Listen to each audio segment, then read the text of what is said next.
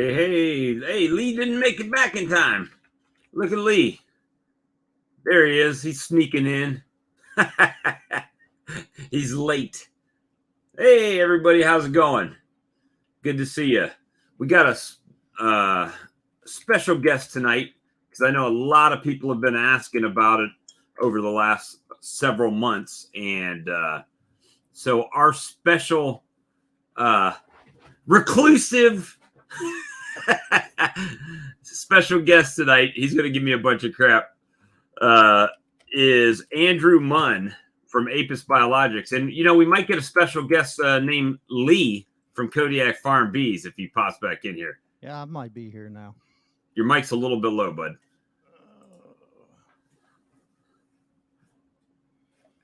A little bit better? Yes, sir. All right, I made sure I had my stuff muted right there. And I gave it a share out. So without further ado, we don't want to be rude to our guest. So we're going to bring him right in. Hey. How's it going, bud? How's it going, Lee? It's going good. How are you doing? You're a little blurry yet. Okay. That's how you want it? Or is it the background? Is it me or is it the background? The background. It's a little bit of both. A little bit of both at the moment. But, you know, we did that, you know, to keep your identity concealed. Trying to blur out the bee lab in the background. The bee lab. So, I probably should have blurred my mess out back here, too, before we started. See, I just put more and more junk. Hey, look at this. So my package came, Andrew. You see all those black packages over there, right? I recognize those, Bob. Yeah. You reckon you've seen them? You're familiar with that? Those were packaged with love, just with love in Canada with love. So, all right. So let's just start off. If you guys don't know who Andrew Munn is the creator of Apis Biologix. So, like how I got the prop handy here, the Ultra bag, and a lot of people pop up down there on the screen. It's pretty fancy. Pop ups. Hey, Lee is on point when it comes to the technical stuff. I just run my mouth. So yeah, I'm lucky I got myself signed in here. So let's go back to the beginning, man. At what point were you like, holy hell, I'm just gonna make this? I mean, what started the whole thing? You know what? I don't even know if I have a cohesive answer for that question, Bob. It's I Don't would go all say Joe Biden on us. yeah, absolutely. No, I'm not going to comment on that. I would say this probably started for me, Bob. Probably the first season I took my bees to commercial pollination and realized that there was some issues from an immune, I guess, xenobiotic challenges and immunocompetence challenges in those settings. So what bees are being exposed to in those environments: pesticides, herbicides, fungicides, mono sources of pollen and nectar. So the diversity is pretty constricted in those environments, and they're heavily populated environments in terms of bees coming in, densely populated, so high competition environments, but also you're bringing in bees from all over the country to those environments. So your disease pressure is very high as well. So very challenging conditions to keep bees and keep them healthy. And bringing them back from my first pollination event and looking at the state of those colonies, and then trying to get them to, a sensible physiological state to get them through winter with what I currently had available to me for nutritional tools. It just wasn't doing the trick. And I'm kind of nutritionally inclined anyway from a human health perspective. So I just started kind of digging into the research and started formulating my own feeds. And I think we're 9 years into that rabbit hole right now. It's easy to go down, isn't it? Yeah. And the farther I go down, the more I realize I have more questions now, I think, than when I started. Well, it's no surprise, and you and I have talked even about like my swarm lure. We talked about the process of deriving products, right? So, and the beauty of it is, with information the way it is, if you don't like the way something is, if you have the knowledge and you're willing to go down that rabbit hole, you can essentially create what you need to fill the gaps. If you know what you need, you know what I mean? But the thing is, with the rabbit hole, though, it's so easy to say, we've got this product and to go veer a little bit off course, and your initial product ends up going to a whole different a different way, right? Something different than you originally intended. So how did you stay? You're like, this is what my bees need. This is what bees in general need for nutrition. And what kept you on that straight and narrow, that it's just like, other than your wife smacking you in the head, no, we're not doing that, stay in the course. So that piece was actually fairly easy because my proposition right from the beginning is that I wanted to reproduce the effect that a pollen and a nectar flow would produce, right? So that mid or late spring condition, wherever you happen to be, if you live in a decent area for beekeeping, your hives just turn on in that environment. So what the parameters or the guardrails for this exercise have always been the composition of floral nectar and the composition of floral pollen. So we haven't veered outside of that, and we won't. Like the things that bees are naturally exposed to in their natural diet, those are and have been and will continue to be the guardrails that keep us on track. I saw one question a little bit further up that somebody they want to buy it, but I can tell them everything, right?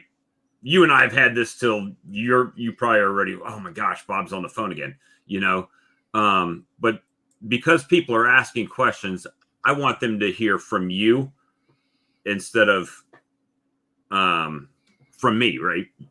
Because you created it. So Ryan says, hey, Bob, before I buy from your site, what's the difference between Bioactivator and Biocontrol? Very good. And you want me to take that one, Bob? I want you to take it. I can answer it, but yeah, very, very good. So I actually get that question a fair bit, and I apologize to your audience, Bob, and any of our customers that the names are not the most memorable. They do have some background meaning, but to me, so I apologize. They're not the most memorable, and it's not the easiest to distinguish those two products apart. But Biocontrol is a mimic of the nutritional profile for floral nectar, and Bioactivator is a floral pollen nutritional mimic. So just if you can kind of remember it, I don't know if there's an easy way to remember it, but Biocontrol nectar, Bioactivator pollen. And so that's the that's the main thing. Like everybody that you know, especially when we did pre-orders and all from my website, everybody, even some naysayers that tried it just because they're friends, right? They're like, hey, let's try it. And you know, it's no surprise. The people that watch our channel watch Ian's stuff, or Ian's probably watching right now. Matter of fact, he usually has us on in the background, and we'll see him comment every now and again. But the so everybody, you know, obviously Ian calls it rocket fuel. But when he's saying rocket fuel, he's really talking about Biocontrol for the most part. Correct. That's the product that he initially kind of gave that nickname or handle to. I don't call it that myself, but it's hard to complain about that, you know, nickname for your product for sure. Well, you know, the people that like Charlie, Charlie's up in Maryland, and he got it back in the fall, and he did his winter feeding prior to putting them up for the winter. And he had people saying, you know, in his bee clubs, man, I don't have any brood or you know, one frame of brood in the colony. And he's like, all of his colonies had 3 or 4 frames of brood in it and going into winter. And I kind of lived by that same philosophy here because we have such mild winters. When I was doing they'll get 50-degree days in December, you know, where they can get out and fly, and all they're doing is burning resources. So I made it a point myself to keep the feed available for them. Now, if they took it, they took it. And if they didn't, they didn't. Most part, you could find them at the feeder, you know, taking in the apis. And the amount of brood, my bees down here kept brooding, which is what I wanted. I wanted them to brood all the way until they were just like, it's too cold, and they shut themselves down. Because my thought was, the more bees that I can carry, whether you want to call them winter bees down here, they're not the same winter bees that you guys have with the hats and parkas on, you know, but they're the idea was to keep that colony as vast and massive as I could here. So when the older bees started to die off, I just felt in my mind I would have a bigger cluster moving forward. I don't know if that makes sense, if that philosophy is a good philosophy, but that's the one. Yeah, I think it's a good philosophy. Like, I couldn't really comment on the timing because I don't know your area and the winter very well. But we here, for me, I have the same kind of mindset, but that time frame is condensed, obviously, quite a bit. So it's the month of August and the first half of September that I'm trying to, you know, stimulate that queen, or to keep her egg laying rate from declining, because those bees that are produced in August and that first half of September here are the bees that are going to maintain that demographic into the colony to get into spring for the population turnover, right? And I kind of same idea, but really condensed time frame.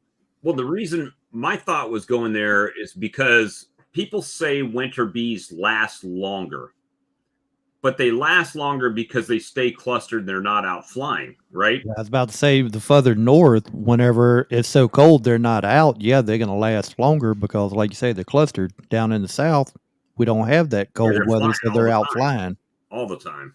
So there's hormonal titer changes, hormonal profile and titer changes and metabolic rate changes as well that contribute to that longevity.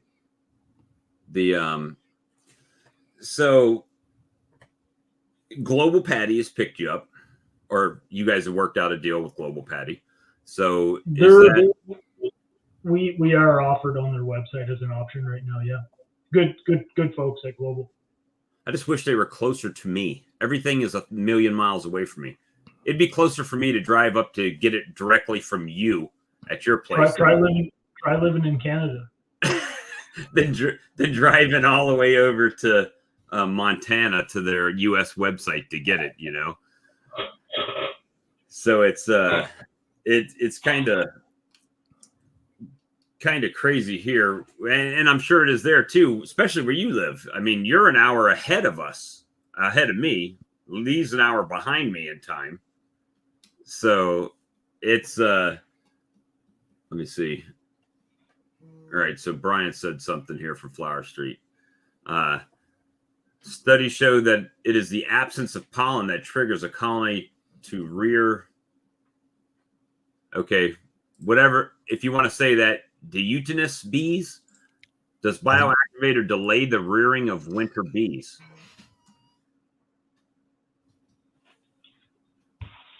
So I don't know if I can answer that question directly, but basically the way we feed in our area is that you always want to be cautious not to feed pollen supplements too late in the year. For us in our area, if you're in an area where the bees can get lots of cleansing flights, throughout the winter, it would be less of a concern. But for us, we really need to be cautious and make sure that our supplemental pollen feeding, you don't want to have any remaining pollen patty in the hive when the bees get locked down in cluster, and sometimes that can happen.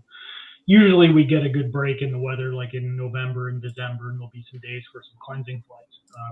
But to me, that would be my primary concern about feeding not just a patty with Bioactivator in it, but any supplemental pollen at that time of year is just kind of, for us, getting them locked down. And you will experience dysentery if they get locked down and they can't get out to get cleansing flights. But as far as preventing winter bees from being, I don't know that I could answer that directly. Well, and in winter, like you just said, winter bees really varies based on your location, right? So here, I don't think we get a true winter bee. I think we get die-off constantly all year long, just like any other time. Maybe a little bit longer in the winter, but to me, the idea of a winter bee is that you want brood being hatched at the right time of year. So to have young bees going into the winter months, like those bees are the ones that are going to be, pulling your colony through the spring. Which is why I kept the feed on so long, just to keep stimulating them. If they needed food, give it to them, right? You're going to put it on the hive, or some people put it on the hive. Some people leave it out there, but I left them extra honey. I put the biocontrol out in open feed. Some people don't like the open feed. I prefer it. I think it gives my stronger hive. What's that? I leverage open feeding quite heavily. Well, I mean, my thought is it gives the stronger hives an easy source to grab from, which doesn't necessarily stress out my little weaker hives, like my nukes or something like that. It doesn't seem to stress them out as much. And let me see. I think Todd said, I think Apis just makes bees. The weather dictates when winter bees are made. He's out in California. Very good. But we've got a lot of. I just figured out how to turn the comments on. I couldn't see them before. I had. You could. Hey, this software, once you get used to using it, it's pretty good. But there's a little learning curve. Lee just he's like Van Gogh with the thing. He could put scrolls on the screen and bring people in and out. Bob's the mouth. I'm the background. Yeah. So we kind of yin and yang each other in here. So I have not used the stuff yet, but going to. Coming out of winter, 10 hives made it, and 3 to 4 frames of brood, top and bottom of double 10 frame boxes. This year, bees have just been different.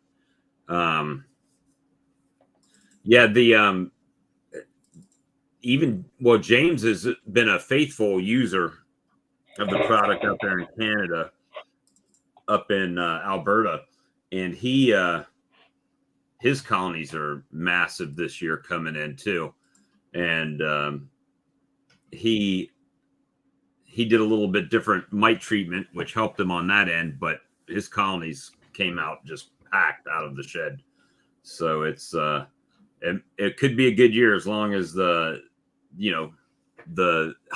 nectar and pollen play their part in it. And we've been. The weather does need to cooperate to have a good year. That's for sure. So, like Ian says that he uses Apis, like you said, in the spring and in the fall, right? For his winter buildup. Is there, my thing is, if I'm given even my nukes pollen sub, even right now, like the nukes I just built, they've got pollen coming in, but they don't have that many foragers, right? So I'm still putting pollen sub with Apis, even if it's just a little piece for the hatch and babies to get to, right? And look at that. Oh, who is that guy, and how did you get Andrew on live? Now we need to get Ian in here. We'll have the all-star cast going on. Tell him it wasn't easy. Hey, Ian, I'll send you a link if you want it. I won't even charge you to be on this week. I'll send it through the Book of Faces. If you want to come on, you can. And if you don't want to, understand that as well. You're a busy guy this time of year. My mic's right in front of the messenger. But so are you I know you work your day job. I certainly do. Yes. We've had explosive growth, that's what I'm gonna call it, for Apis this year. And you also have colonies, right? Your own colonies. Have you far less than mine. You reduced your numbers a little bit this year? Yeah, I sold close to 100 colonies last year. Yeah. Hey, ask Andrew to speak on Proline, but give him a time limit.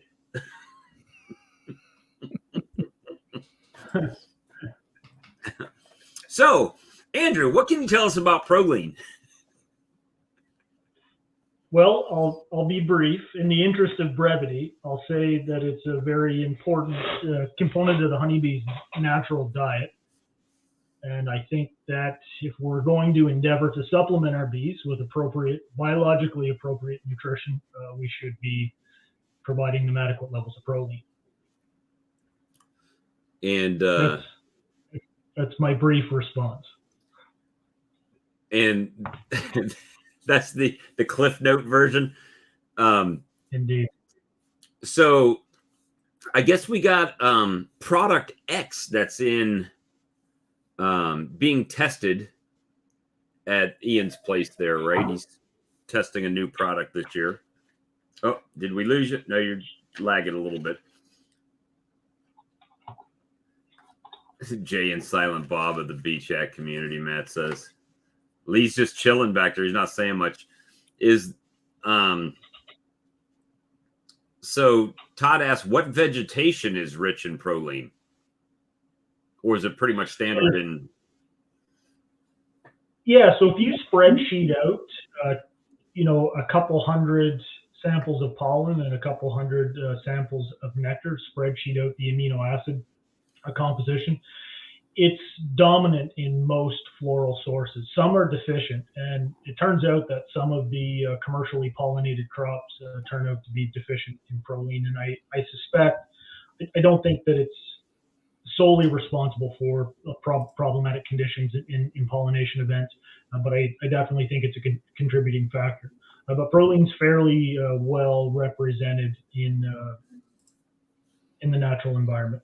It's the most dominant amino acid in floral nectars and floral pollens. So when a flow is on, like when your conditions are right in your area, supplemental proline is not necessary. So Brian asks, Andrew, is there a value in using control and bioactivator simultaneously, or should they be used separately?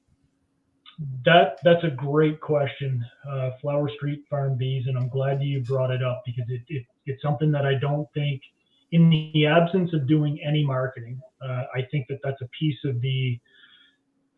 that I haven't communicated well to people, and that really is the full intention of those two products. It's to mimic a flow coming in. So honeybees, we know that honeybees have two nutritive sources. Floral nectar and floral pollen, obviously. So to feed pollen in isolation of the nutritional profile of nectar is suboptimal in my estimation, and that's why those separate profiles are being mimicked with two different products, one for syrup additives and one for pollen additives. So you're going to get adequate proline and other amino acids and other phytochemicals. That complex story needs to be told from two directions: nectar and pollen. So absolutely, yes, it's ideal to feed them in symops with one another.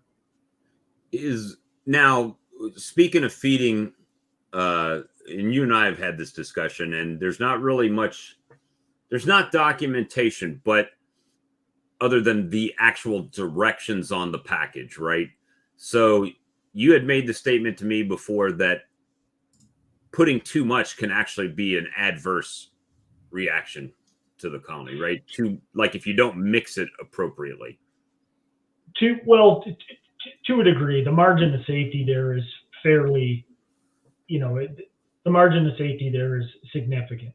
Like you could safely 3x, 4x, the dosage on biocontrol or bioactivator. It's nutrients at the end of the day. Why that's dosed as precisely as it is at 102.5 milligrams per liter is that's, again, when you spreadsheet the data out, that's as close as I can get it with the 200 or 300 different samples that I've pulled from to the actual nutritional profile of floral nectar. Like the whole proposition that I'm trying to put forward here is that we need to mimic nectar, and that's what it looks like in nectar based on the data that I can get access to. So to bump that up a little bit, there's no documented literature to say that it's problematic. I'm actually looking at right now, Bob, potentially modifying the instruction, the package. We are kind of actively having some conversations with some researchers here in my home province, hopefully getting a research project on the go here soon to look at immune and metabolic parameters over a multi-year period. And again, that's really kind of the position that I'm trying to take with these products, is that we looking at whether or not you can provide a supplemental feed intervention and make more bees, that has utility, and I understand that for sure. But I think that there's a more valuable metric to evaluate.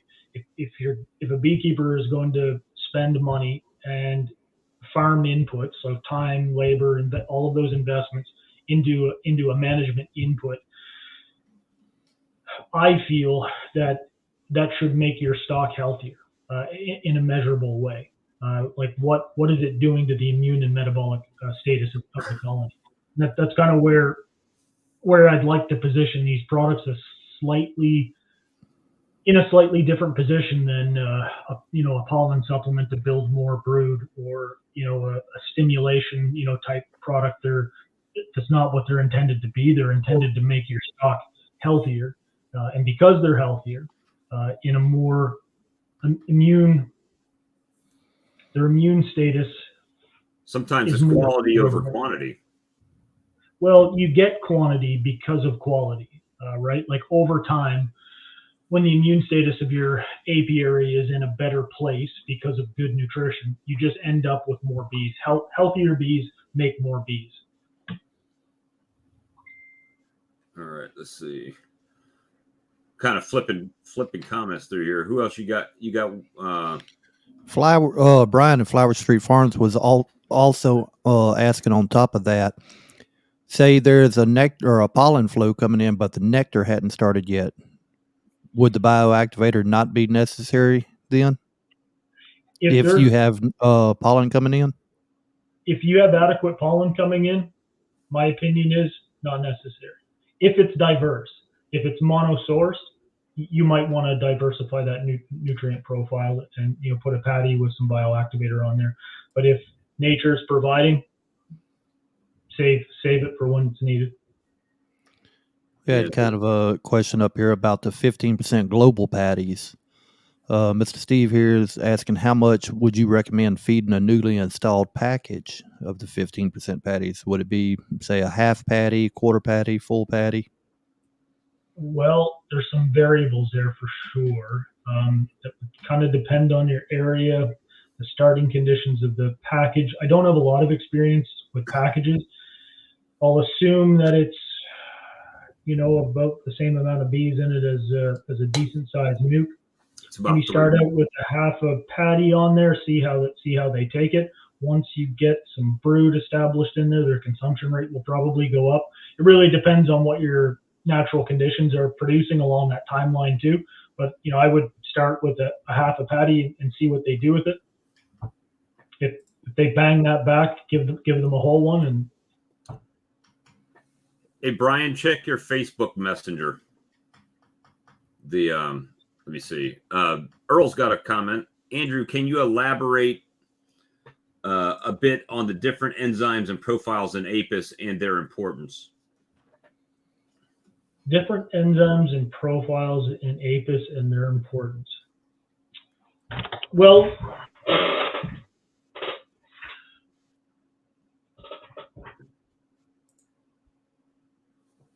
I don't know.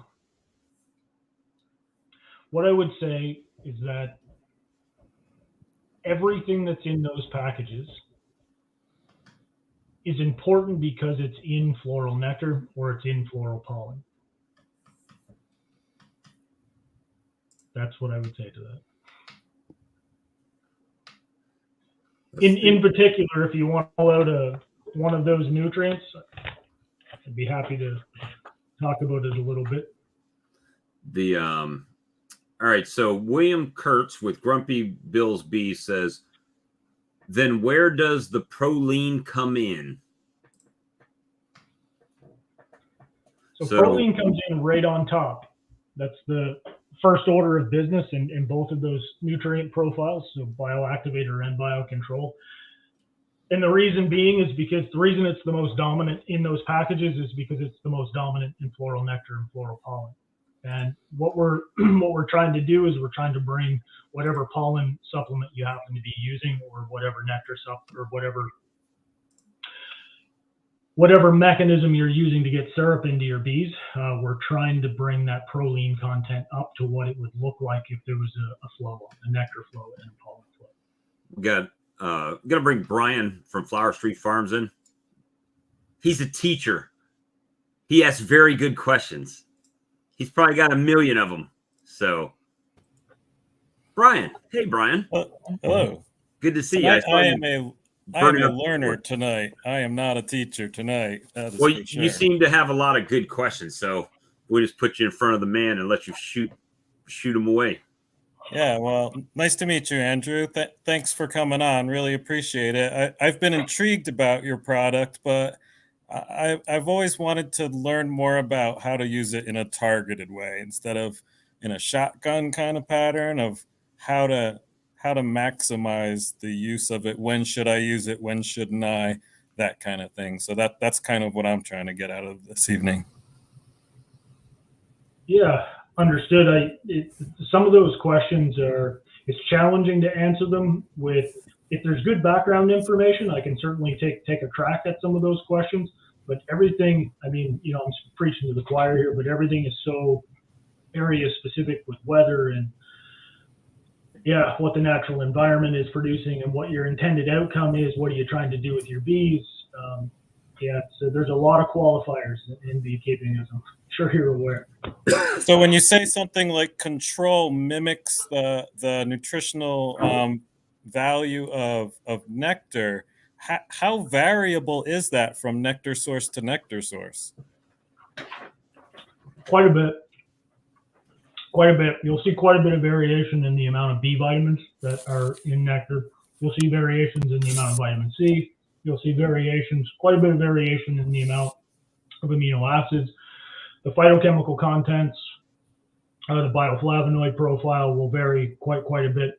So what we've tried to do is we've taken about 200 we have over 300 right now that we're kind of looking at, but I would say about 250 plus evaluation reports from the botany research, open access botany research.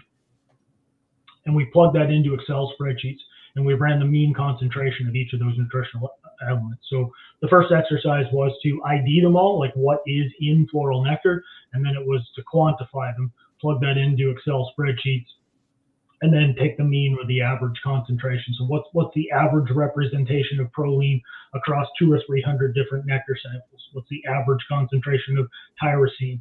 And element by element, that's how we ended up with the concentration of each element. Gotcha. Thank you. And would that be the that's a good question, and you're absolutely right. There is a lot of variability nutrient to nutrient, but some of them are common. Yeah, go ahead. Would you say you did the same thing for the control as well? For both of them, you found the mean across the board with nectar and pollen, and you shot for the middle? Absolutely. Yeah. Okay. Thank you. That was the exercise for both nutrient profiles. Brad at Faith Acres is good. Great to see you. Yeah, good. Very, very good, Brad. Absolutely. We got to catch up sometime. So I mean, if you think about it, that's actually probably the most logical way to do it, right? You're trying to give them a broad spectrum. It's kind of like if you're taking a protein supplement or something like that, or a multivitamin, right? It's going to give you everything you need on the typical human, but every human's different, right? So it's giving you that broad spectrum that they could get from not every floral source, but the majority of them, right? So if they don't need that, they'll probably expel it, like a human would, I'd imagine. Yeah, the way I kind of looked at that method, number one, it was the most practical, and just having limited resources, limited funding. Like, how can I take this on from a practical perspective? How can I get this done? So there was that aspect of it. It was a highly practical methodology to employ. But the other piece was that I felt like it would be a good representation of a diverse multi-floral source happening. And I would suspect, or I would submit, that that's probably why you see bees do better on multi-floral sources than they do monofloral sources, because you're filling in holes, in gaps in their nutritional requirements, right? Andrew, I want to add too, I really enjoyed your conversation with Ian Stepler. I really like the science part of it, and that was really the first time that I really got to understand the science behind the product. So I'm excited to see that you're going to be at WAS this year. Too bad it's in Calgary. It's a little too far for me. Was that announced already? Was it? I've read it somewhere. So is that for real or just a maybe? No, that's for real. I need to need to get to work. I'm going to try to talk about some interesting things there for sure. There's some things like outside of biocontrol and bioactivator. I won't be speaking about those nutrient profiles there, but there's some really interesting things happening in the research community that I think need to be talked about a little bit more. So I'm going to try to bring an interesting presentation to the table there. Cool. Let's see. And you guys were giving me grief that all these months I've been talking about it and couldn't get the man on the chat. And now here he is. For better or worse, Bob. For better or worse. You know, I think originally it was Andrew and I were talking on the phone. He was probably like, I don't know if I should go on this guy's stream. I just don't know yet.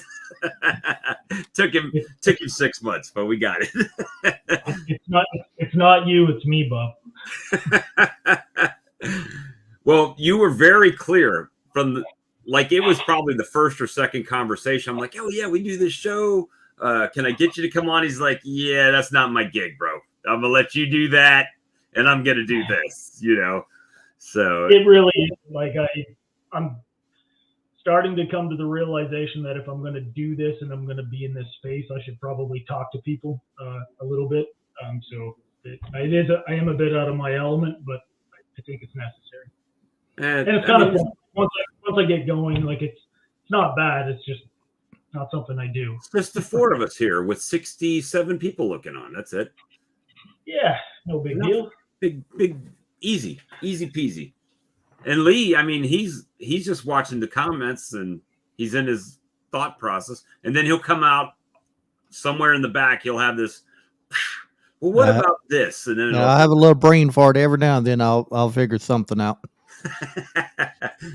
But so I bought one of these, the huge pack, the fun size or family size pack. This is new, right? This is the newest. It's the same product in a newer pack, bigger pack. Yeah, we had a fair amount of commercial apiaries kind of inquiring about larger size availability. Obviously, when guys with big apiaries mix up feed, they're mixing up a little bit more than a bag at a time type of deal. So that was meant to kind of answer those inquiries. And this does 600 pounds. 600 pounds, yeah. It's a big old batch. I mixed mine in a 5-gallon pail and I put it in the refrigerator when I'm done scooping some out. And now, what's the smallest package that will mix the smallest quantity? Because somebody was asking in the comments earlier, as far as different package size, just for like the little hobby beekeeper or a small sideliner. This is the small biocontrol. Yeah, correct. It does 52 gallons US, or how many liters? 200. 200 liters. Yeah. So if you go on the website and it says 200L, that stands for 200 liters, right? And then there's 1,000L. And and that may be a little bit too large. I may have miscalculated a bit there. I'm not sure. Like I tried to hit that sweet spot between something that would have utility for a sideline beekeeper, but also still, not be too large for somebody that's got some hives in the backyard. But I don't know. I'm certainly willing to take some feedback on that 200 liter package for biocontrol. Tried to hit the sweet spot there, but there may be some opportunity to have different. For me personally, the 1000L is the best bang for the buck, because when you're done opening it, you just throw it in your freezer and it stays. I mean, just zip it up, throw it in the freezer, and it's good, and it'll last you. You're getting 3 times the product for basically 2 times the money. So bang for the buck, your product. And this is something we've talked about from the beginning. It's spot on. I mean, you get more. I haven't seen another product on the market where you can make as much supplement feed with the supplement as Apis for the price. We really tried to keep, obviously our margins need to be enough that it's commercially viable to make it and sell it. Right. But having said that, we didn't want to have huge margins and have this stuff not be commercially viable or financially viable for people to use. I think biocontrol, we were able to bring that in. It's right around 10 cents a liter is what it works out to be cost-wise. So we really wanted to make sure that whether you had 10,000 hives or you had 10 or 1, that you could afford to use this stuff. Well, and this is something I've been working on, basically a honeybee gone type of product. And that's been one of my biggest things is with the packaging. Once it moves past the, okay, we've got a product that works. Well, then when you go to packaging, it's like, is it viable to ship? Does it cost too much to ship because the package is too big? Do I have to buy all new boxing and everything to do this? So it really takes a whole different aspect. And then that affects the whole overall cost of the product. And that's got to still be in a sensible situation, right? I mean, I've been turning down people's frames and stuff like that because just the shipping is too high. So that's all stuff that you have to consider when you're doing a product, is what is that cover at the end? It is absolutely. And that's the stuff where, formulating and doing in-house R&D and playing with your bees and, that aspect of it, doing field trials and doing the research to formulate these things. To me, that's the fun piece. The not so fun piece is the commercial side of it.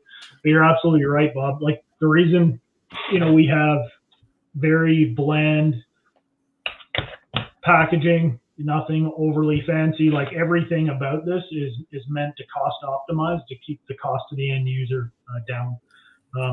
One of the reasons why it's not in liquid form, like this, it mixes up very, very easily. It's not in liquid form with a preservative in it.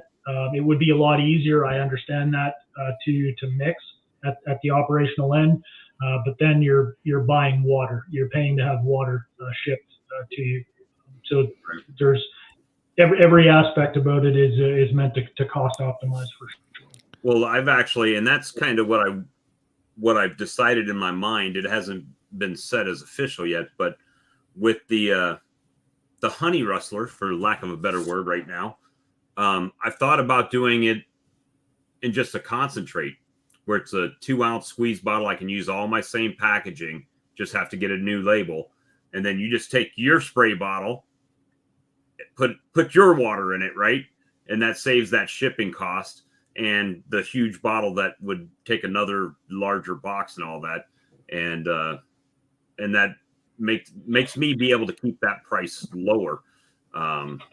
So I don't know, thoughts. So, I mean, it's just a constant thing. Andrew, will you have a label that has the US conversion for mixing? I'd like to think so. That's been on the docket for a while now.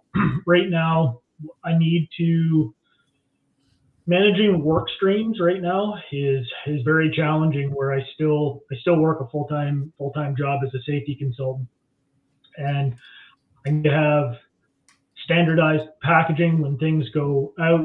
Standardized, like everything is very systematic in order for me to meet my targets and keep the wheels from falling off of everything. But ideally, I would have a customized US label in the future. But to pull another separate, Canadian US packaging, to put another variable into my production system right now is it's not tenable.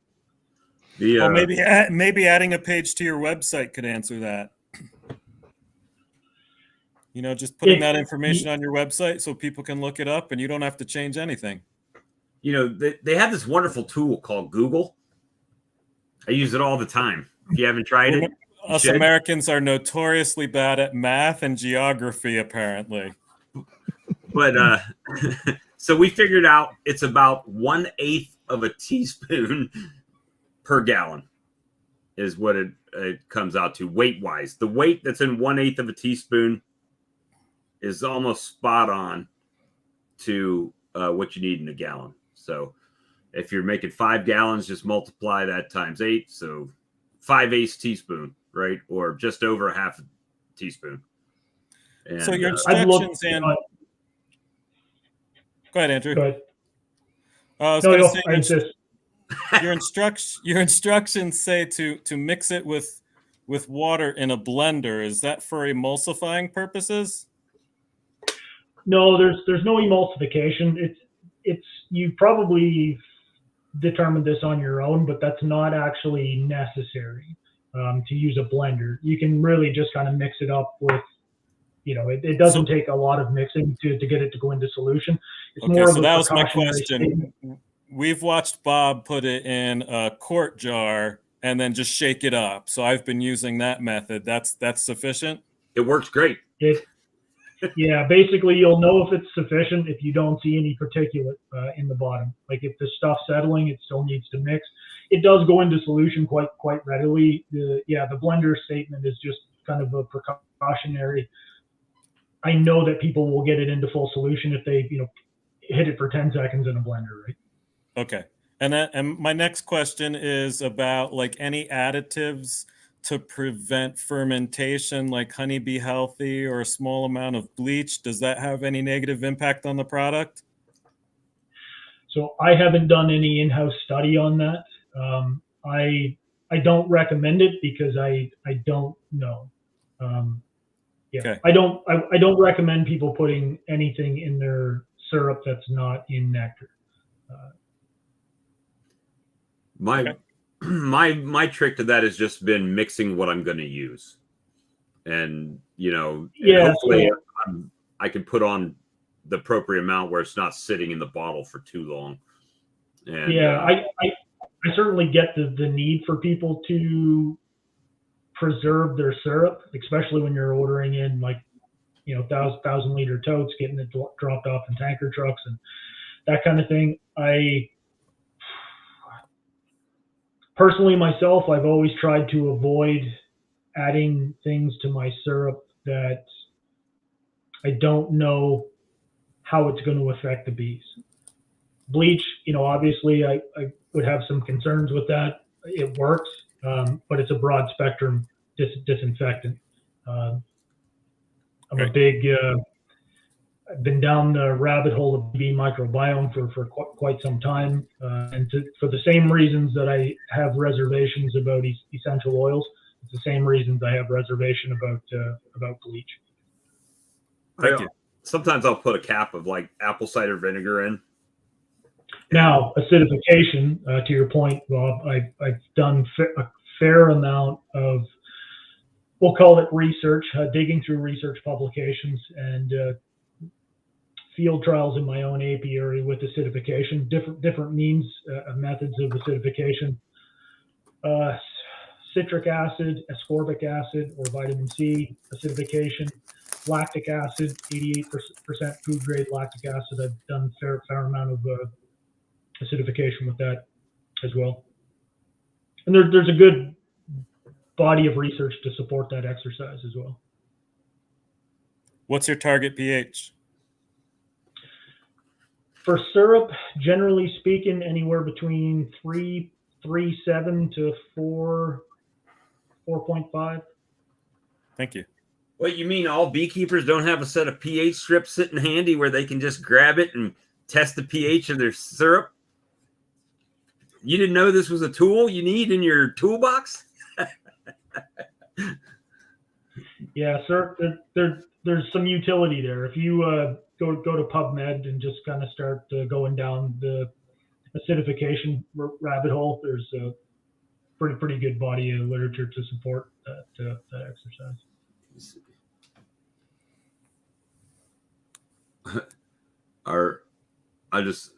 I've got the sideline chat. They're talking about how bad Americans are at geometry and math.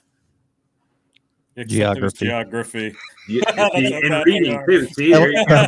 Spelling and reading. We're just bad in all of it. That's why we're last in the nations of education. Now, Blaine made the comment talking about the Canadians on our southern border, how we're bad. And somebody said, I thought they were on the northern border. I could be wrong though. Yeah, he's laughing. That's true. That's true. But Andrew, how much time do you got with us tonight? Just ask because I know you're ahead of us and you got work tomorrow. Yeah, I'm good. Okay. Bob, you kicking me out? No, I'm not kicking you out. I just want to make sure that everybody gets their questions in before you got to say, hey, man, I got to dip out on you. No, I'm good for a few minutes yet, Bob. Okay. Way back when, Earl asked if you could elaborate on the different enzymes and profiles in APIS and their importance. Well, yeah, and I kind of dodged that question a little bit because I don't like to dig too much into those profiles because they're proprietary. Sure. Now, what I would say, and it's a really good question, Earl. In order for me to dive into that, I would really have to have and I kind of did that when I was speaking with Ian, is that I need to be careful and script my message. Yeah. Understood. Full transparency. Everything that's in here is on the label, and I would encourage you to, if you want to know more about the biological significance of these elements to honeybees, pull those nutrients out one at a time. Go to PubMed. There's no cloak and dagger formulations there. It's all publicly available information. Andrew, you probably didn't see that, did you? Do it I again. did. I did. Let's slide in. Yeah, it's nice. Absolutely. Hey, we are big proponents. You know, I wear my APIS T-shirt and my APIS mug a lot of times when I'm sitting in here. I watch your guys' stuff every once in a while. When there's absolutely nothing better to do, I'll plug you in, Bob. Hey, I understand. Hey, we got 78 people on here. We appreciate every one of you guys. Yeah, absolutely. And I appreciate the questions. These are actually good questions. So maybe just go back to the question about making a specific label. I'm going to do that. I appreciate our American customers, and I am going to do it. Just give me a little bit of time. I'll send you a check, and I'll open up the American packaging facility right here at Walker Bee Ranch. Well, I was going to make a comment on that. Instead of making a whole new package, that way you got one for Canada, one for U.S. A lot of our stuff here in the U.S., we have to have multiple measurements on it in ounces and grams. So a lot of times they'll put, say, the ounces / grams, and everything is still on one package, and it accommodates for both measurements. Yeah, that's next label run. An option, and it's a good point. We're actually fairly close to having another label update coming. We probably have about 2 or 3 months of conversations, I would say, left with Health Canada. So the full profile of biocontrol and bioactivator, we're bringing this research and this R&D online in alignment with the regulatory landscape. So there's ongoing dialogue with Health Canada and their veterinary health directorate, and we will be launching our full version of these nutrient profiles in the near future. And when we do, there'll be another label update coming. 2, 3, 4 months, kind of tops. It's slow when you're dealing with regulatory bodies, but maybe that's a good time lead to make those adjustments we're talking about. Can you see that comment? If I buy your product, how will my bees benefit? That's the question from Dennis Barney. So in the absence of making any claims, because I'm quite adamant about not doing that, what I would say is that when any livestock or any organism has its nutritional requirements met, generally speaking, the genetic potential of that organism can express itself better. So you should be less likely to experience problems with those colonies when their nutritional requirements are being met. No claims about blowing the lids off your hives or doubling brood production or 0 overwinter losses. Like that's not what we're about. The only claim that I'll make is that biocontrol is the most comprehensive nectar mimic that you can get, and Bioactivator is the most comprehensive mimic of the nutritional profile of floral nectar that you can get. So I would say that another way to ask that question would be, what benefit do your bees get from a nectar and a pollen flow? It would be a similar answer. Now, obviously, there's chemistry going on in nectar that nobody has it figured out yet. Like, I'm not going to claim that, you know, everything that's in nectar is being addressed by this nutrient profile, but better nutrition equals better bees, healthier bees. Well, everybody on here is, Todd uses it. Lisa used it. Said her bees are happy and healthy. I'm glad to hear that, Lisa. Glad to hear that. Blaine Healthier says bees. Well, it's like anything, right? I mean, you could make the statement for any, like you just said, anything. So I find that if overall your nutrition and health is good, you're less likely to get sick.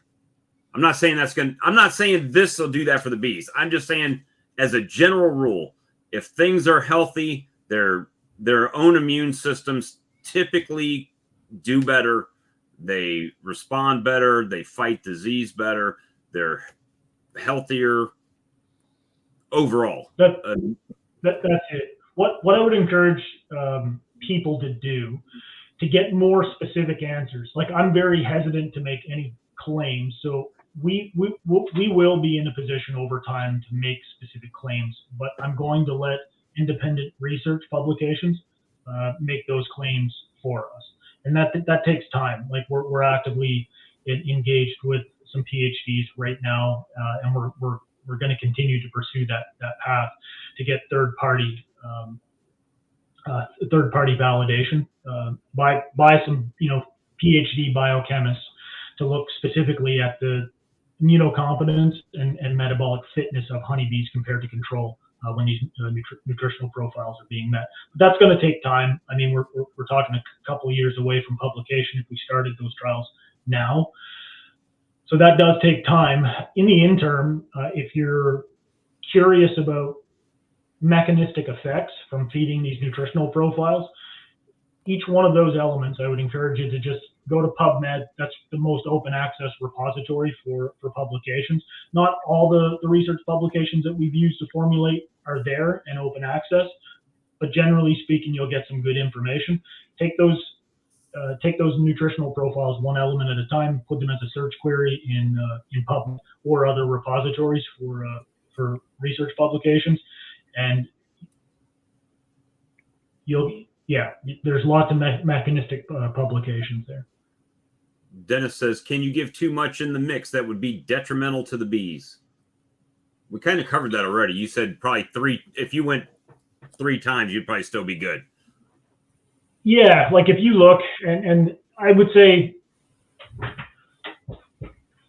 I'd say you'd be hard pressed to harm your bees with too much bioactivator or too much biocontrol. And why I'm confident in saying that, like, our dosage range is, again, trying to mimic what's actually present, that average representation of those nutrients, as closely as possible. So what the mean concentration came out to on our Excel spreadsheets, that's the mean concentration that we chose, and we didn't go higher and we didn't go lower. The reason I'm comfortable saying you should be able to 3-4x the dosage range and be absolutely fine is because when you look at the swings of those nutrients, like pollen sample X way up here, pollen sample B, you know, down here, you know, there is, you know, to your point, question earlier, Brian, very good question. There is a lot of variability. We're trying to come right smack in the middle to make sure that there's no deficiencies. Now, recently you made a change in the Bioactivator product. What exactly did you change? You remember? So again, as we're kind of working with Health Canada and their on-staff veterinarians, we're not done yet. These aren't changes to our in-house formulations. These are updates to requests going into our regulatory bodies. And there'll be some more significant updates in the near future. We're not done yet, but essentially what you're seeing there now is we're Bacillus subtilis. That's the update. We feel that microorganism is pretty important to honeybees. There's a solid body of research. Honeybees kind of ubiquitously exposed to that microbe in its foraging activities.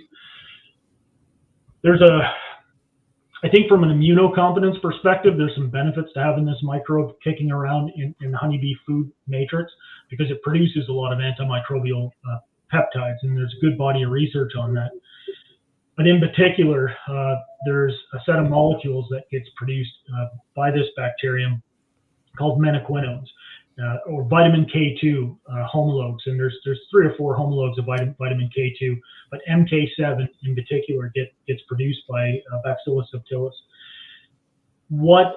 So one of the things that I want to pursue from a research perspective, as soon as I can get it lined up and get some funding for it, is what things are in a total physiological perspective. What does vitamin K2 do in the physiology of the honeybee? So we know that it has a role in the mitochondria and being a important redox molecule in the production of energy. But what else is it doing? Molecules in nature or nutrients in nature typically don't just have one pathway that they activate. It's usually not that simple. Usually there's multiple mechanisms and multiple pathways. But that was the update, Bob, that happened recently, was the inclusion of Bacillus subtilis. All right. I was trying to see if I could, how can I send Charlie the link? Do I have Charlie's email? About to say I can send it to his email. Yeah, send it to his email. Maybe he wants to hop in. He usually comes on every Tuesday night. So, and he's always got a ton of good questions. So this has been very informative, even for me. The scientific, I'll be honest with you, the scientific jargon and words and terminology sometimes flies up here, even though I've got that science background. But it's like, when I first bought the product, I bought it before I started selling it, right? I bought it first and used it first. But I walked on blind faith. And when I say that, because Ian Stepler used it, I used it. That was my first reason. Because my thought process was that if you're willing to put the expense into 1,500 colonies, then there's something there. There's something that, and I watched the videos and saw that he had been using it and everything. So when we finally figured out what rocket fuel was, right? when the package came up, then I ordered it, and the Earl's, but the so I went ahead and ordered it based on the fact that if he was willing to invest the money, if he saw the value in it at his level, then I knew that I was going to be able to see the value at my level, just on a smaller scale, right? So that was my initial purchase reason, blind faith, just walking on it. And then after that, speaking with you and learning a little bit more about the product and everything. And more than that, for me, I think it was, personally, it was the vision, right? It was, I could see through our conversations, Andrew, the goal and the vision that you had as a company, and I bought in, right? I bought into it. I believe it. I bought into it. And definitely. Yeah, Bob, and I can say that I certainly appreciate your early interest and support. It is very, very much appreciated. Yeah, you were one of my very first interesting conversations about getting stateside and making it available to U.S. people. It's appreciated. And that's why I got a metric ton over here for everybody. That's a pretty good question there. I know we all try to keep our syrup out of the honey we extract, but let's say the bees stored some syrup and we extracted it. Any harmful effects on human consumption? I can safely say that the answer to that question is no. So obviously, we need to employ our best management practices to keep syrup, contamination out of our honey products. But these are nutrients that are common in honey. There's nothing in these packages. That's one of the reasons why we're kind of making the statement on the package to make sure that you mix it fresh before each use, because we don't even have any preservatives or stabilizers in there. It's just clean nutrients. That's what's in these packages. These are not animal grade nutrients. These are all human grade nutrients.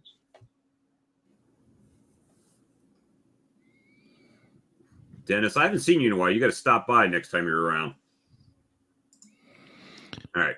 Look who we got. The single brood chamber management man himself. I'm working on something for that too. Hey, Charlie. I can't reveal it yet. So, Charlie, tell us your Apis Biologix experience. Well, I bought the larger pack of Apis Biologic, and I mixed. I do 40-gallon batches at a time, and I actually mixed up 2 40-gallon batches, 80 gallons, and that's my hives behind me there, and they either got the ones down at the end of the row are the 10 framers. We'd have the Mann Lake 4, I think they're about approximately 4-gallon feeders. I put at least 2 gallons, so I fed them at least 4 gallons of Apis Biologic sugar water mix. And if you've seen my 2023 video, normally I run 3 medium boxes, and normally over the past 10 to 15 years, the bees go up in the 2 top mediums, and then when I push them down as far as a single brood chamber, meaning 2 mediums, I pull the bottom box out, and usually maybe there's a handful of bees down there, but not this year. I think due to Apis, I have bees from the bottom board to the top board. I mean, just massive amount of bees. That's the only thing I can configure that why I have the amount. And all my hives are quite, well prolific because of that. Now, I did have a 0.2 mite infestation. I went through the National Honeybee Survey here in the United States, and that's what they came up with.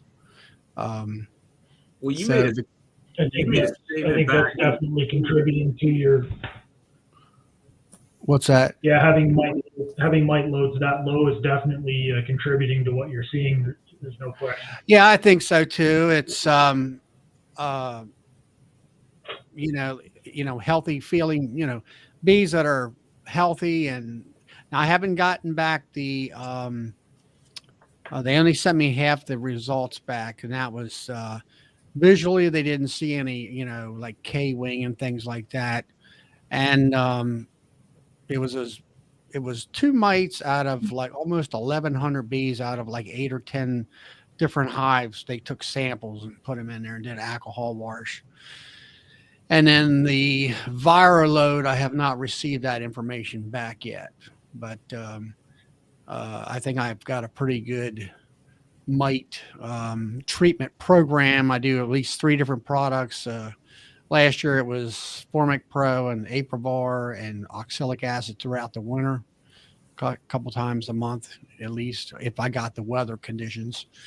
But I think the Apis, I don't know, maybe you can answer this for me.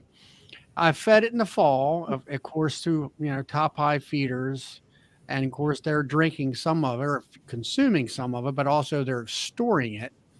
I presume that sugar water honey with Apis is actually being stored in the hive for their consumption through the winter, and that would actually help them be more prolific in brood rearing come springtime.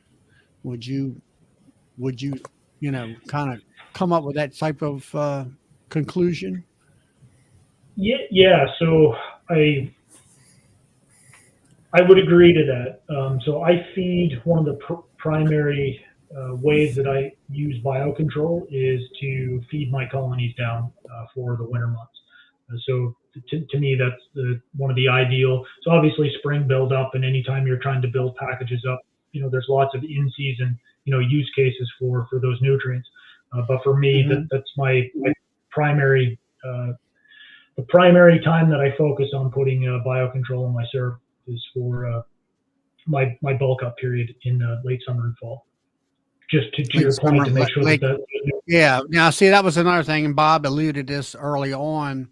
I was noticing, in where we live, wintertime is coming. When you get into October, November is when our winter, gets pretty cold. I should be done feeding by, let's say, the 15th of October at the very latest, because it's going to get too cold for them to really process or take down any nectar or sugar water at that time.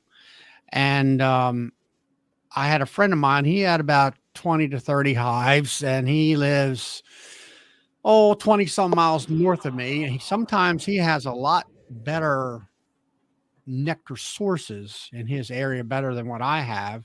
He actually has a fall flow. I don't have that. He lives near a major river. He has certain plants in his area that give him a fall flow. And but he was telling me last fall that he says, I've been going through these hives, kind of getting them ready for winter. And he said, I can barely find, I'll say, at least maybe one frame of cat brood in the hive. She's pretty much shutting down and whatever. And at that same period of time, and I'm going to say it's right around October, I'll say more like earlier October, before I kind of close them up and don't really dig into them at all. I had at least 3 frames of brood, but I was feeding Apis Biologix, within the sugar water. And so it seems to, promote that brood rearing. And from what my understanding of your product is, it turns my sugar water into almost nectar, or simulates it. Is what my understanding is, how your product works and everything. And I find it, and then here, like I say, this springtime, bees from the bottom board to the top, knocking on the roof. It was just overwhelming, the amount of bees and stuff. And it's a good product. I certainly like hearing those reports, Charlie. To what degree specifically is your recent edition of our products responsible for what you're seeing, this spring? I think it is. So I couldn't say for sure, just because there's so many variables in beekeeping, but now that I'm going by my pre years of experience, where usually my bees are in my 2 top medium boxes, and that bottom medium is relatively, I'll say maybe a pound of bees in there, but there's no food, there's no brood, there's no nothing down there. It's easy to pull that bottom box out. This year it was like, oh my gosh, it's like, where did all these bees come from? And then she's, and I don't spring feed, as far as like some people use, for spring buildup, they will feed them sugar water or something like that. I don't do any of that. Our area pollen wise, I'll say about late February, mid-March or early March is when I'll say some nectar or some pollen, like your maple trees are starting to come in a little bit. I've experimented with pollen patties, and some years when there just isn't anything coming in, they'll gobble them up like crazy. And other years I was getting rid of some pollen patties from Man Lake. And this year, just to get rid of them, they've been around for a while, for a year or so, or 2. And they kind of half ate them. they didn't devour them like, Ian would say, in some of his videos in the past. And I did go to Hive Life this year for the second time, and I bought 10 pounds of the global 15% pollen, or real pollen, and along with the apis in it. What I'm going to be trying to experiment with this year is to set up a cell builder and use that global patty in there, along with, natural pollen frames, and along with apis, is it control for the sugar water? Biocontrol, yep. The control for the sugar water, when I put a feeder in that cell builder, it's going to be a queenless cell builder. And I'm hoping that will make the bees produce a lot more royal jelly, and, have plenty of royal jelly in them cell cups. So I get, quality queens out of that. I'm not sure whether that you can expand on that, whether that would actually help or not. Set it up dense. Make sure there's lots of nurse bees there. Obviously, just follow those, well-established parameters. Make sure you got the population there. Make sure it's the right age. If you do it once, you'll do it again. Okay. I'll leave it at that. Well, that's a yes to me. My first year having any grafting, and I fed it in every batch that went on that cell builder. And not only that, but man, the comb they drew out. And that cell builder, after I finally added a mated queen to it, I was using a 6-frame nuke, right? 6/6. And they got moved to a 10-frame box. They're in a 10-frame box now, just booming. And it was just a cell builder. And you guys know my first 2 rounds of grafts, 0, right? So, well, you had a rogue queen in there too. Rogue queen that I had to get out of there, but yeah. Like you said, with feeding the apis, though, you don't have to worry as much as far as the health of your bees, the nutrition they got coming in. So they're plenty healthy. They're not being lethargic. They ready to do work. They got the nutrients to give them that energy to do all the work, draw your comb out, raise and brood. Yeah. Well, I like I say, someone made a statement, but Mike, I think Mike said, yeah, but Charlie, wasn't it a mild winter in Maryland? Yes, we did not have any snow this year. Yeah, but still, like Charlie said, the guy 20 miles down the road from him didn't have near the population and the brooding up in his hives in the general area. Yeah, that was in the fall. And usually he has better honey resource, nectar sources, and possibly, like he has, what do they call them? It's a tree from Japan, or I can't think of what it is. Anyway, it's a tree that the bees love. It actually has lots of nectar in the fall, right at the time they really need it, and that kind of thing. But he did not have the amount of brood in his hives that I did, and I had fed the apis control. Well, and I like the logic that was employed in that last question, though, and I would I tend to agree with that. I think I've been about 10 months right now since these formulations have been commercially available, and I'm getting a good amount of feedback, Charlie, that's very similar to yours.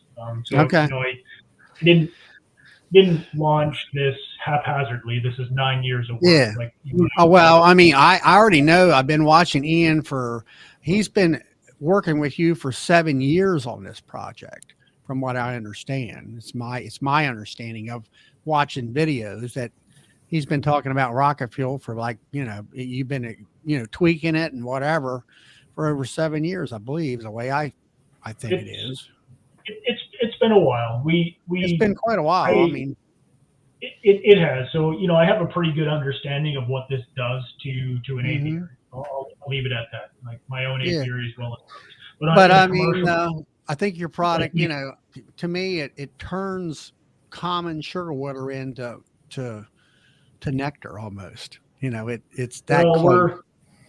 It's that close, I think. Definitely, it's as close as we can get it within the current regulatory framework. Yeah. We are going to get it closer. We just have to move that needle one element at a time with the regulators. We're using compounds right now that the regulatory environment hasn't even heard of in the context of honeybee nutrition. So I've got things on my Excel spreadsheets that are going to take some time to get out to the people like you, but trust me, I'm on the case. Here's Mark. Now, Mark, But he's anyway, a queen rearer. He has some Corey Stevens made Corey Stevens, yeah, breeders. he has some of his breeder queens, and I mean, he was on my chat last Friday night live out in the cell builder, and he had 30. 90%. I think it was Oh, 20. it was 90. It was like 98% I think it's what, success. 29 out of 32, something like Yeah, that. 29 out of 32, and I was sick, and I remember that.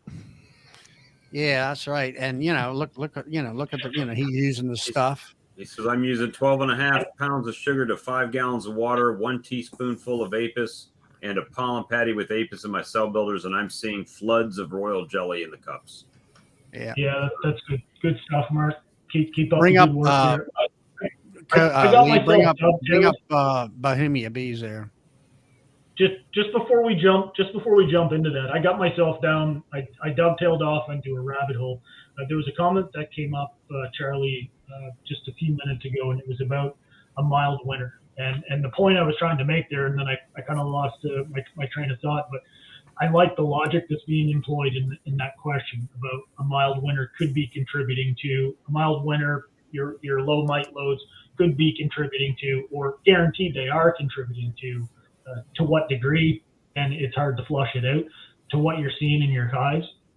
And what I always encourage beekeepers to do, so I think that was a really good comment. What I always encourage beekeepers to do before you go all in on anything, vet it out over it really takes a couple seasons. And I think by next spring, Charlie, you'll have similar observations. It won't always be so. rainbows and unicorns. It's beekeeping, right? So there's a lot of variability. Yeah, when like you say, feeding in the fall and stuff like that, along with the control, I think I'll have the same type of results next spring. And Jason, yes, it was a BB tree, which is up. In some people have it more mature trees around. It's a very good nectar source in the fall. It is, quote, considered a invasive tree, but I don't see what the problem is myself. Bohemian bees, yeah. So I was wondering how you made out with that trial. So we met down at Hive Alive, and you told me at that time that you were going to run that trial. And maybe maybe we can touch base. I'd like to there's hear a few more. Next comment. There he is. That's Jason.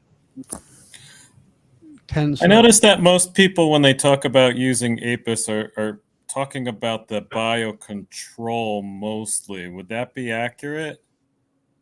Is that most people's experience with the biocontrol? Probably right now, because that's the only thing that's kind of available. Where since Global has come out with a pre-mix patty with it in there, I think that's now you're going to see the patty side of it.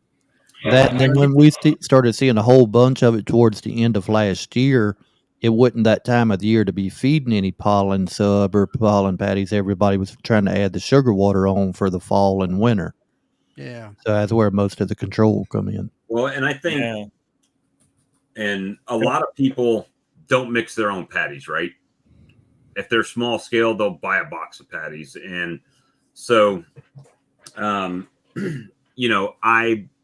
I mix my own. So it was easy for me to use, but a lot of people are now, like Charlie said, can buy it from Global with it already mixed in, or you can buy a pack if you do mix your own patties like I do, then you can do it yourself. So, right. Well, that's why I only bought a 10-pound box at Hive Life. I wanted to use it for just my cell builder. But I'm interested in the fact that Global actually uses real pollen And of course, it's got the apis in it. And, I want to, from what I'm gathering the information here tonight, that my cell builder is going to be as soon as I get it up and running, it'll hopefully produce quite a nice amount of rural jelly and all. Excuse me. Jason says, I haven't written up the results formally, but loss rates were lower and brood up was noticeably different with the apis and the apis with Hive Alive in it. So that's good signs. It's good stuff. That's the first feedback that I've had on the combination of those two products, and I've been asked that by a couple people, and I really haven't. I don't have any information on that, so it's good to get that. Well, the question, feedback. This is good. This might be a difficult question for you to answer. I've heard you answer it before, but the 72 people watching haven't. So the question that I see a lot is, and you may or may not even be able to answer this, is how is apis different from, let's say, a Hive Alive? If you had a comparison, and I don't know that you've done a A/B comparison like that. No, I haven't really dug too deeply into their formulation, but from what I understand, there's an extract from seaweed, and I'm not sure what species it is, but I believe most of those seaweed extracts that find their way into animal husbandry are types of polysaccharides or like ligand molecules. Now, I'm not 100% certain if that's the case with this extract that they use, but I know that the extract that they use has shown itself to be beneficial, in terms of gut stability, microbial stability in the gut, and I believe it's thymol is the other ingredient in the product. So that's what I know about Hive Alive. I don't have any experience with using it, but I would say how biocontrol differs from that is that we're trying to mimic the nutritional profile of floral nectar. The molecules that are in biocontrol are a mimic of the molecules in nectar. I don't know that it's not, I don't view Hive Alive as a competitor, or I don't think they're the same thing. They're just different. That's what Jason's saying here. I mean, it's like comparing apples to oranges. They're two different. They accomplish two different purposes. Basically, from what I'm seeing, the Hive Alive, it's like a food replacement or a food supplement during the winter when they're not having any come in. And the apis is an additive given on beneficial health, vitamins. Makes sense to me. That's how I look at it too. So, to what degree they're complementary or contraindicated, I really didn't know how to answer that question because I don't have any data on it. But I appreciate that information, Jason. Keep me in the loop there. All right, we got someone from the UK wanting to join us here. So we got a few minutes left. Lee's got to get up early for work. Yep, again. So do I, but you have good questions coming in here, so stick around. You go down the rabbit hole. Yeah, I still don't know when my next day off is yet. So Sebastian ordered his product from you in the UK. Get him set up. Maybe he'll be the distributor for the UK, and I'll get a guy over there in New Zealand for you, and we'll have global domination. Well, let's not get ahead of ourselves here, Bob. Hey, being able to conquer the world and being able to facilitate that are two different things, right? So I guess he's going to come in. He asked me for the link, so I sent it to him. And he'll be here shortly. But yeah, so I mean, here we're having mid 80s at night. Last night it was in the 40s during the day. So I mean at night, and 80s during the day. So it's been quite warm. I'm expecting things to really start kicking off here soon, real soon. So sold 7 nukes today, so that was a good thing. And if you're selling nukes, things already have kicked off.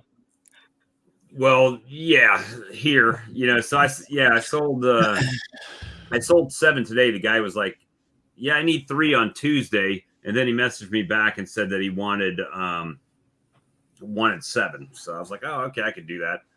And got him 7 together. But I gotta make that money so I can send it to Andrew in Canada. more apis. Here's Sebastian. All right, hold on. Hey, Sebastian. Hello. How are you? Okay, everyone? Oh yeah. You on tea break? Yeah, just my lunch now. Yeah. Well, we got Andrew on here. Obviously, you've been watching. Yeah. You got any questions for him? Yeah. When that will be on UK market? Well, it already is. You bought it, didn't you? Yeah, but when you could be accessible, because you have to pay a lot of deliveries and everything here. So it's interesting to that be. I think Andrew, I'm sure you might have heard someone. There's a call guy. It's Paul. I don't know his surname, but it's called Modern Beekeeping. They're very good. They are very popular in UK. He's a bee farmer as well, and has local business, and so he's running about 350 hives, if I'm right, and shops and everything. And I think this guy will be good to work with you. Yeah. I mean, certainly, if you could put me in contact with them, I'd like to. I will. I'd like to be a vet in the UK. It's. I could see the difference. And you've been mentioning about these things, or what's the different? Well, actually, Bob was mentioning about what's the different. Charlie have situation where people have no brood, and some people have, like Charlie, have a lot of brood, and that is something is in there, because as soon as you give them good stuff in there, they will brooding up to the later winter, and so it's definitely interesting something to me.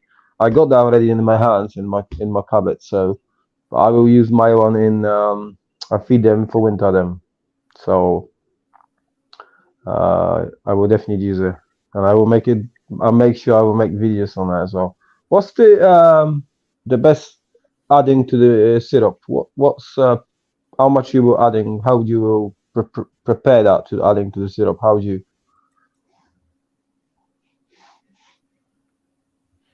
So like concentration of the biocontrol, you mean? Yeah. Or the sucrose concentration.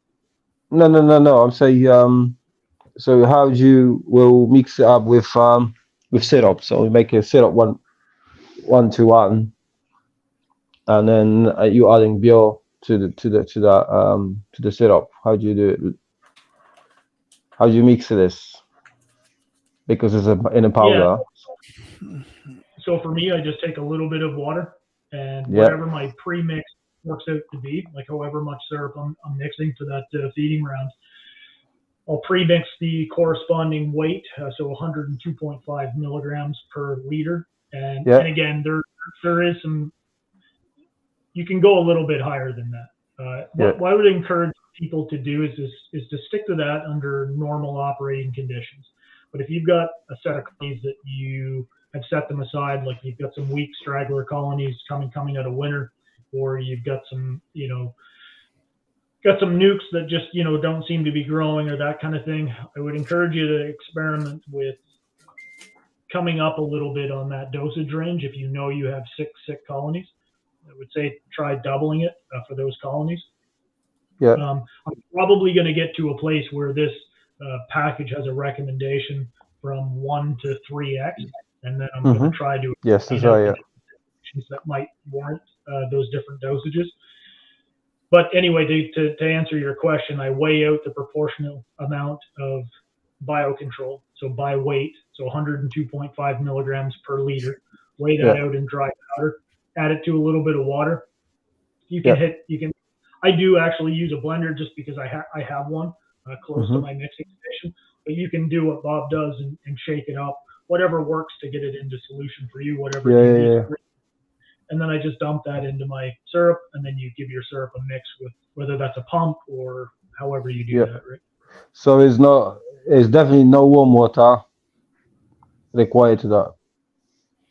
So hot water I would avoid. So some of these, like basically anything over 50 degrees Celsius, you're going to start to degrade most nutrients. Start to destroy them. Yes, that's right. Yeah. So we got here funny weather. Winter is always very funny. This year winter it was really bad one for massive losses to have in UK. I know they have in my local club. They have some people that lost their completely hives. They just so I heard a lot of things going on in the winter because the winter it was funny. It was 3 weeks nearly. It was rain, very rain all the time, and then coming minus temperature to -10. That's not good. Yes, that's right. And then we have hit hotspot like about 2 weeks was very hot. Was about 17 plus, 15 plus, and night was cold, but because of the vary temperature, cold and up and down, bees will really struggle with the moisture going on in the hives and everything, and so a lot of people lost their hives. I lost myself as well. So I know that is definitely something's not to learning for us everything, but I think feeding is one of the most important things. Preparation and feeding for the winter. And obviously how the temperatures is outside as well, so it's very, very interesting. So how that will be, but I think this your product will be absolutely good because I could see the people have results, especially Ian. I was speaking to Ian about this as well. So and I could see the last video Ian posted how they consume the patty with this. This is the answer. So but I might actually try, Andrew, because I have one nook is slow, very slow, the nook. I'm not sure why, but it's very slow, so I might actually give them a little bit experiment, give them a little bit for see how they will go and develop next few days, because we have right now another storage temperature. We got lovely 18, was 17, 5, 15 was plus. It was beautiful. Now cold again, and the bees doesn't go out because it's so cold wind. They're not going out, so they struggle with the food size. Some of my colonies I start feeding them again, so it's very, very bad. So but it's definitely best to spread if you live in an environment that you're describing. Our spring here in New Brunswick, kind of to a T. We run into that quite a bit. That's really the reason why I like having patties and having pails available to put on the colonies. Just when you get kind of locked back down, there's pollen on the trees and they're not able to get out and fly to get it right. Todd asked, is there any evidence so far that shows Apis helps with nosema? Yeah.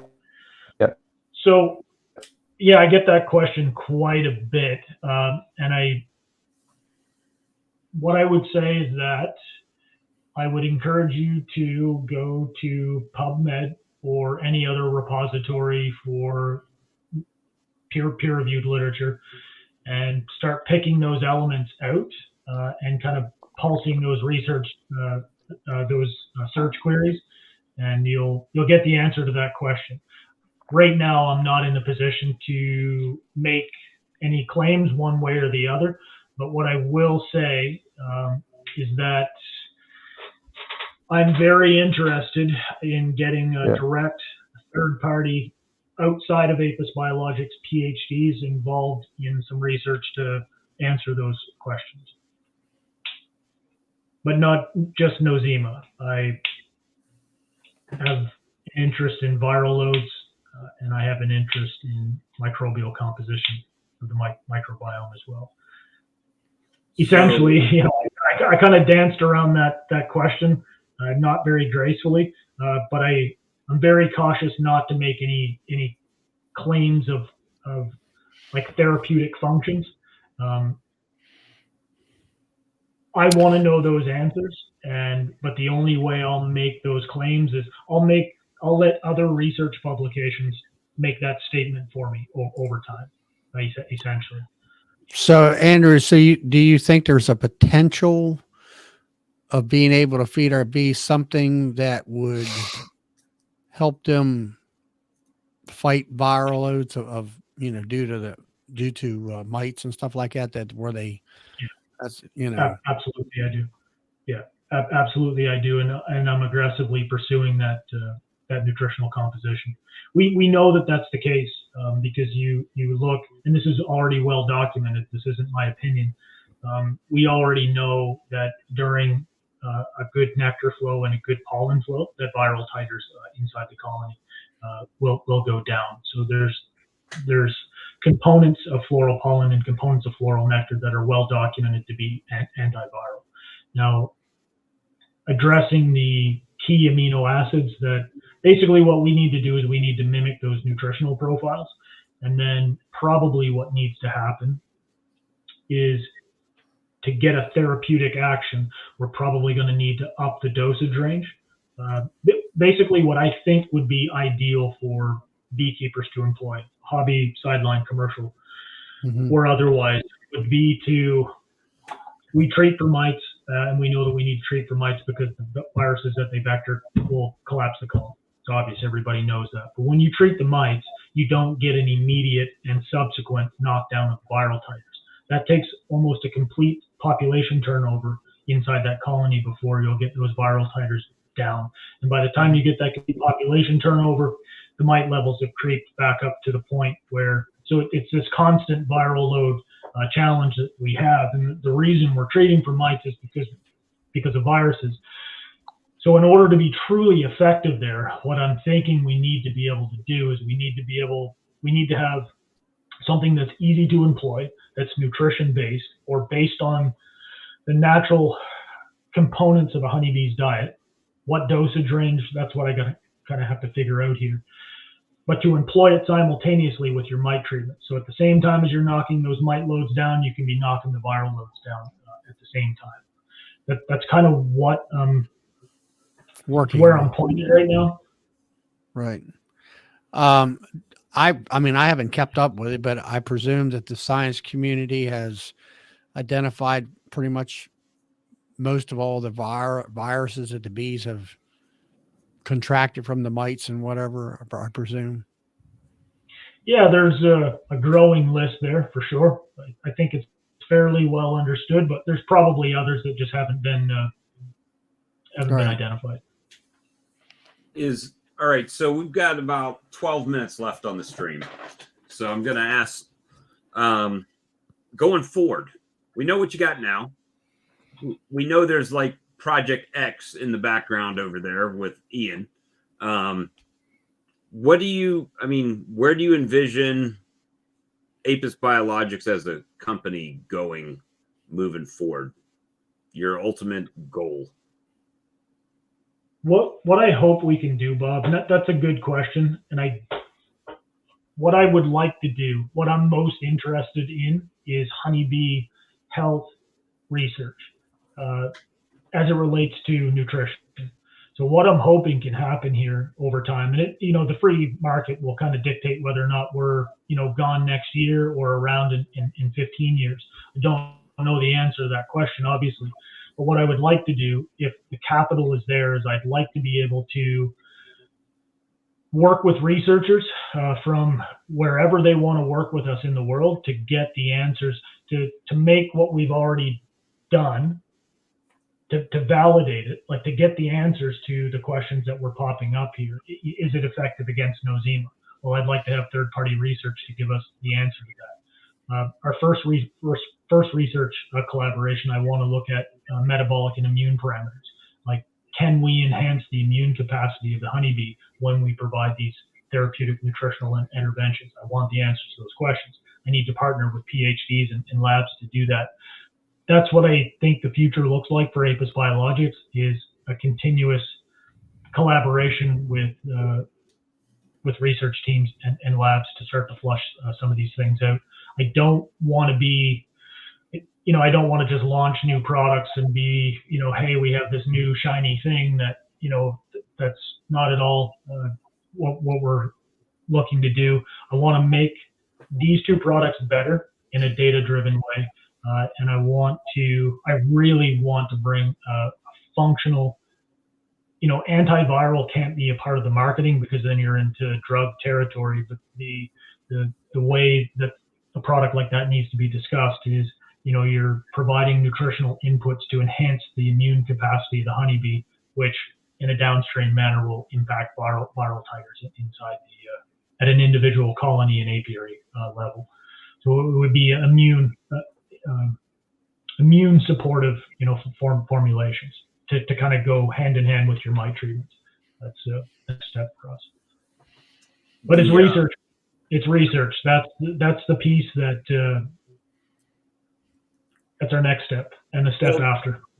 Third-party validation is so vital with everything, right? So what you're doing is, like, I'll use my swarm lure, for example. Chris down in Charleston, he's an hour and a half away from me, has caught 6 swarms on my lure. And I can say it'll catch bees all day long, right? But until beekeepers start saying, hey, I'm catching it on this, then you're confirming what you're already saying as a company. And when you take that power out of the company, because I could say whatever I want to about my lure, right, doesn't make it the case. But when you have outside testing and people saying, yep, I'm catching on this, this is what's happening, these are the results I'm seeing, then that is, to me, more powerful than the company making that statement.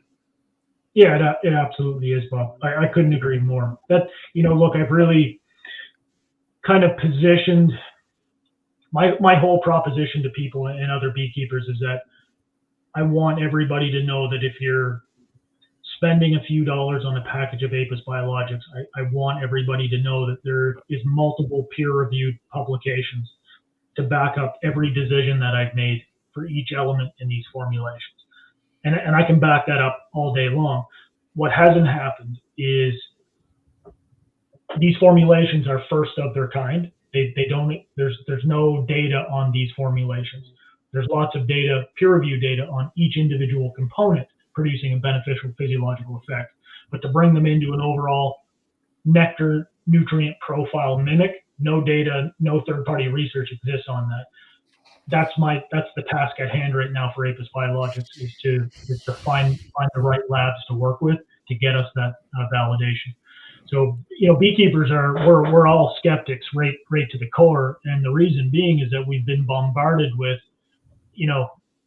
trinkets and doodads and knickknacks, and hey, this is going to solve all your problems, and it's been nonstop, right? So I welcome that critique.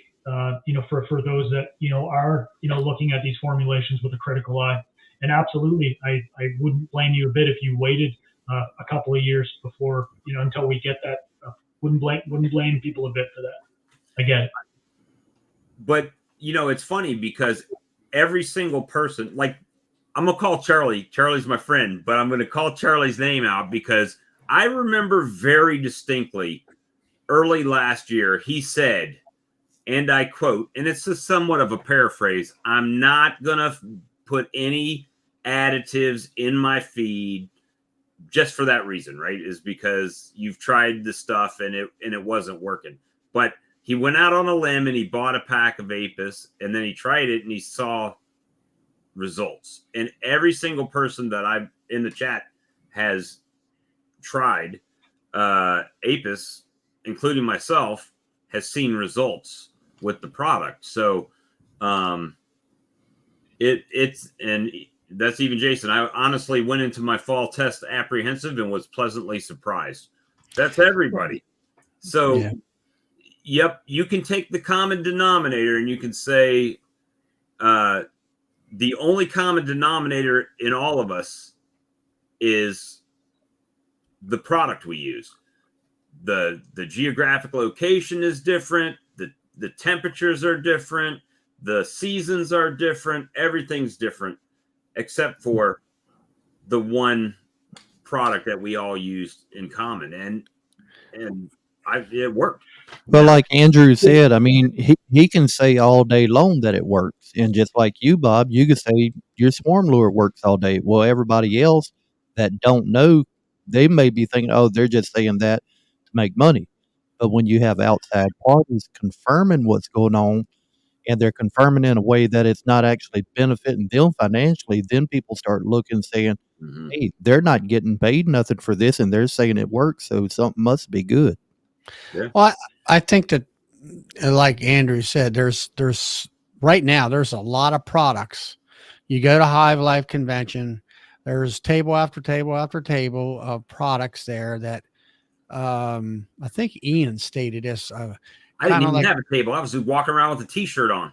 Yeah, well, Ian stated, gave a statement of feel good. You know, you buy something, it's kind of like a feel good product that, hey, I'll put this in there and that'll make me feel good that the bees are going to do something well or whatever. And that's what have found. Like, you have all these different products that claim the vitamins and minerals and all these different types of things, and it's supposed to do something for you. And I think it's a lot of hype per se. But now with this product here, I see the difference. And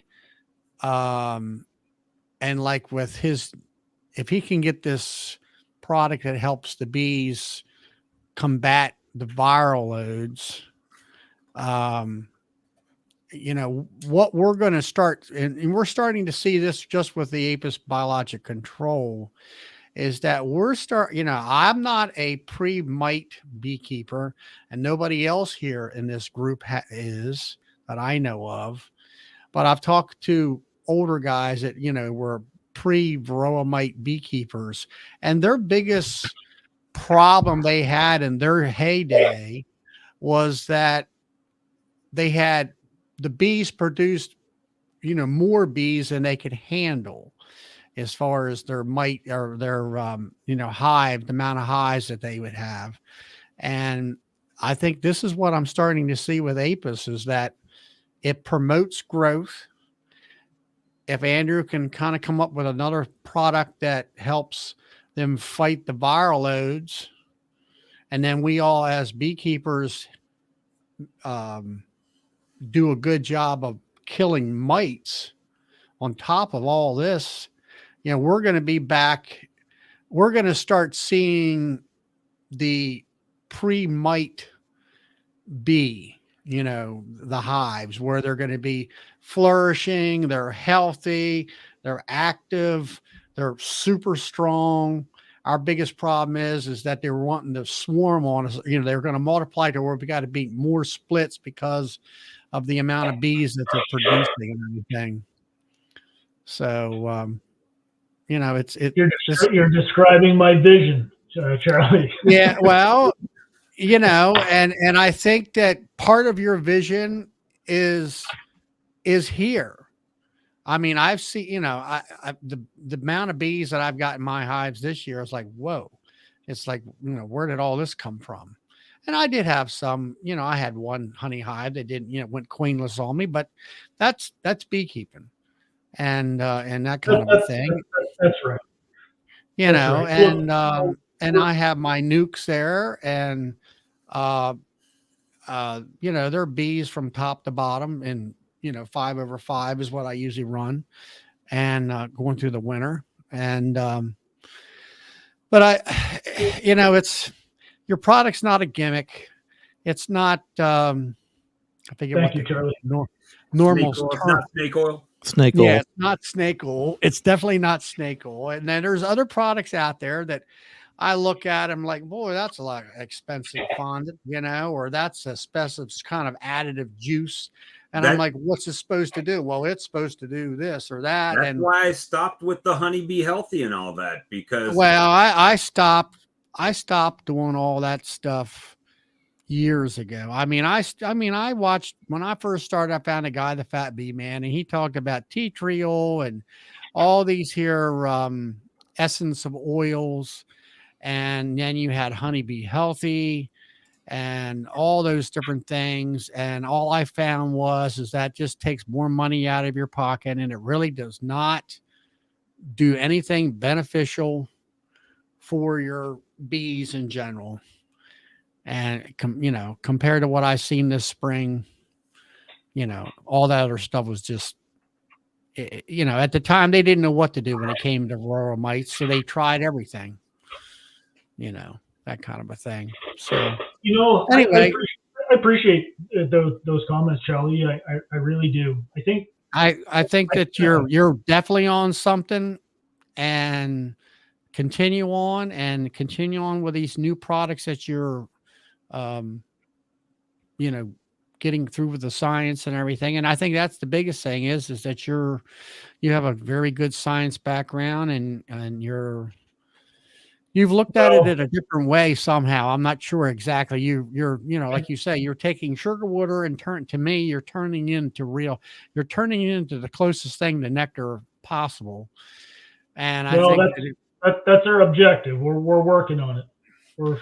And then this other stuff, if you can get some kind of an additive that can, help the bees fight the viral loads that they're receiving, and then like you say, with us as beekeepers, come up with, that's what I keep telling people in my area, because I'm the president of my local club. I said, first question I asked, what is your mite program? And I say program, and I says, and they look at me funny, and I says, yes, a program. You should be able to tell me exactly what you're going to do at what time of the year, what product you're going to use, and how you're going to attack this situation. And for me, it's 3 different products. I mean, and then you got to switch it up. This coming fall, I can tell you right now, it's going to be Formic Pro again. Instead of Aper VAR, I'm going to put Aper Guard, and then I'll go back to my oxalic acid vapor, which I use a Provap. And I found, through watching other videos and other science people, I've started doing 1 or 2 treatments of vapor in the wintertime when I am the most broodless, which is about 95% broodless. We don't go 100% broodless. So yeah, that's I echo that. I'm off my soapbox, but no, I agree with those comments. I think those are sound points. I think any new beekeepers, we should be teaching them to be mite killers before we're teaching them to be beekeepers. Like, that's skill set number 1. Understand how to kill. Yeah, I find I had like one guy pick up a nuke today that I sold to him, and he bought it quite a few years ago. And why did they die? They were fine 2 months ago. And I said, well, how many times did you treat, or what did you treat with? And he only treated 1 time with 1 product. And I'm like, you're not coming out to the class or out to the whether it's your local bee club or whether it's Hive Life, to a conference where you have credible talks from different peoples at different levels. And everybody who is really into bees know you need to treat about 3 with multiple products throughout the year. And it also depends where you live. I mean, where Bob and Lee is, they don't have a winter. Where we do, normally we get snow. This year was a little different, but we're still cold and everything. So it's and I had to learn, and I've had to experiment with my treatment programs using different products and stuff.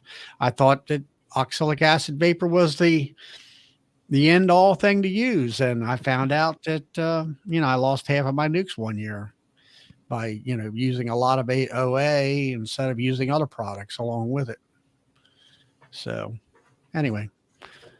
Well, Andrew, we appreciate. No, go ahead. Sorry.